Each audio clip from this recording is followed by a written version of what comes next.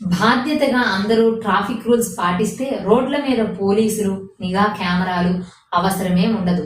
90% మంది బాధ్యతగా అన్ని నియమాలను పాటిస్తున్నా మిగతా 10% మంది పాటించని వారితోనే వస్తుంది సమాజానికి, లోకానికి ఉపద్రవం.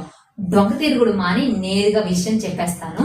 నీరు పల్ల మెరుగు, నిజం దేవుడెరుగు అన్నది పాత సామెత.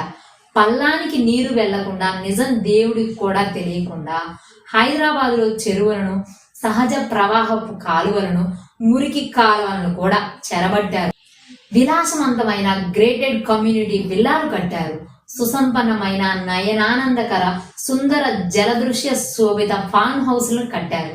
గెస్ట్ హౌస్లు కట్టి వీకెండ్ విధిగా చేసుకోవాల్సిన గానా బజానా, మందు విందులకు అద్దెకిచ్చాల్లో మనకొక విల్లా లేకపోతే మనం బ్రతికి వేస్ట్ అన్నట్లు నవీన జీవన ప్రమాణాన్ని స్థిరపరిచారు.